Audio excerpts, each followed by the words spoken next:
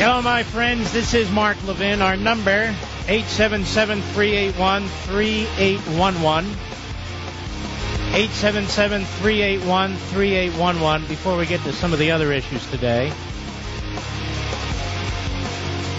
people are, in fact, litigating on this Arizona law. Now, my little legal foundation, Landmark Legal Foundation, filed its brief yesterday, and our focus was on the ACLU and its filing on behalf of the Mexican regime. And we're working on linking on it on marklevinshow.com, but we can't find our website guy. So we will find him, wake him up, and get it up there. You can also find it on my my Facebook account. What's that, Mr. Producer? Facebook and MySpace. Or, you want to go to the source, you go to landmarklegal.org, landmarklegal.org. That's where the brief is, and I want to tell you about it a little bit, because it is an absolutely frivolous filing. And we decided to take on the ACLU and take on the Mexican regime.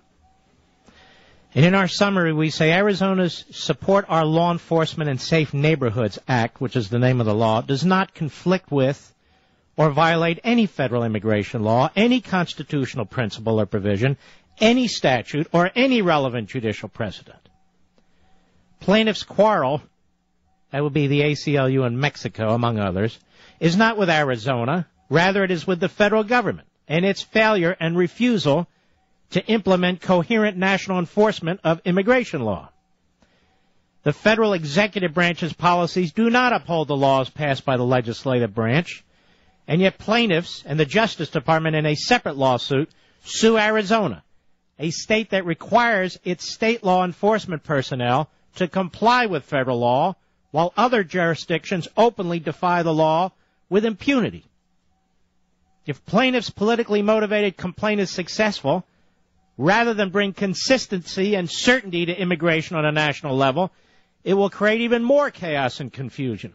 Lawless governments that have adopted sanctuary policies and have not been challenged by the federal government or the legion of special interest groups supporting plaintiffs here will continue to be lawless, but the law-abiding governments that help enforce federal immigration law and have done so traditionally will be without direction or order. Moreover, plaintiff's complaint utterly fails to state a claim upon which relief may be granted, and it must be dismissed.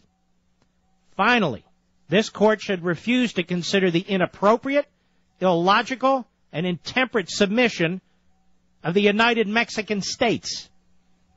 Mexico's attempt to carry out diplomacy through litigation is an unprecedented and dangerous act and should not be given this court's imprimatur. And then we get into the specifics of the Arizona statute. You want to listen a little bit more? Again, you can go to landmarklegal.org and copy it and get the link and pass it around.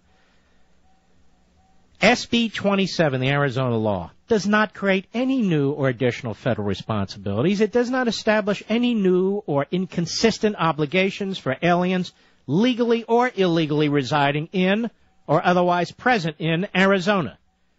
There are no new standards for naturalization in Arizona, no new forms to carry out or fill out, and no other new or unique standards exclusive to aliens situated in Arizona.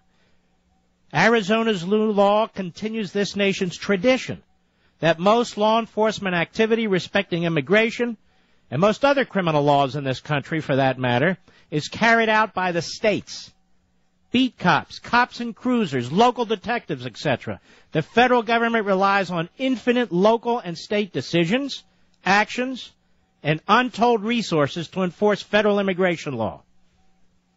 SB 1070 is a legitimate, measured, and responsible exercise of Arizona's long-standing authority and duty to provide for the safety and welfare of its inhabitants.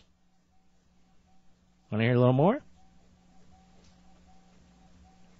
Arizona Governor Janice Brewer demonstrates well in her motion to dismiss this cause of action that Arizona law is not preempted by the U.S. Constitution, Article 6, Clause 2, Supremacy Clause, the naturalization clause or federal statutory scheme and is fully consistent with current Supreme Court precedent.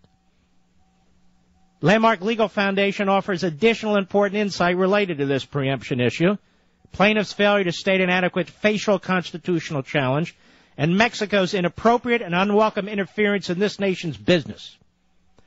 I think you'll particularly like what we write relating to the issue of Mexico's interference, which is later in the brief.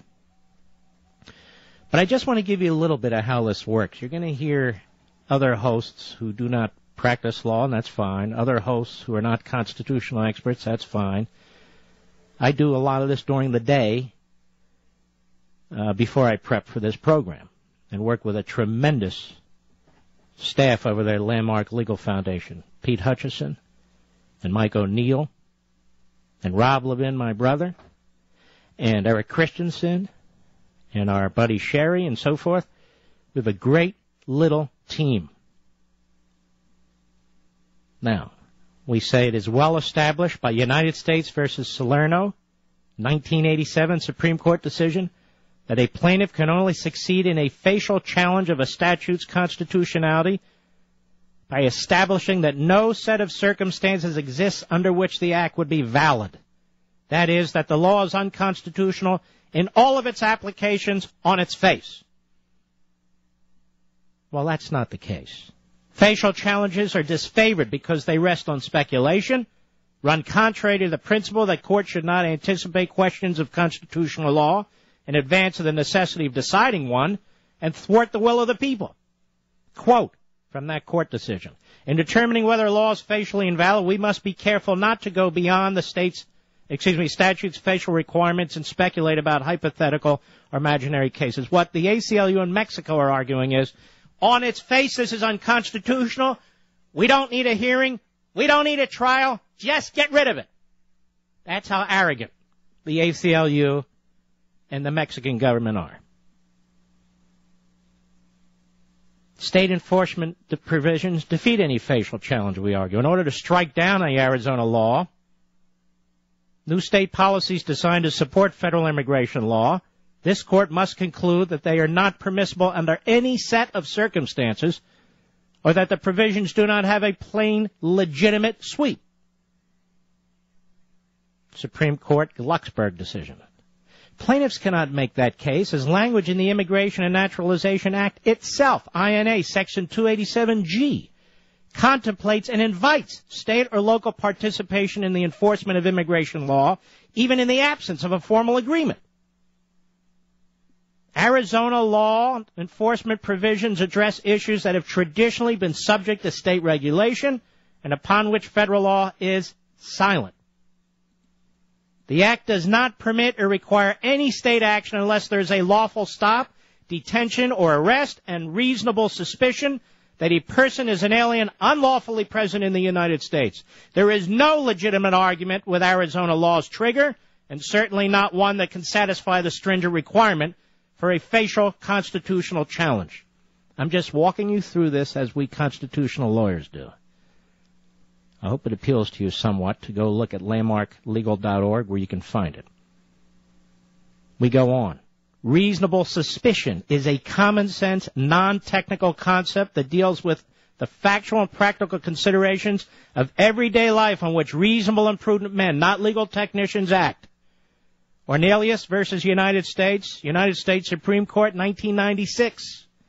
Estrada versus Rhode Island, First Circuit, 2010. Now, Arizona's law, state criminalization provisions are facially valid.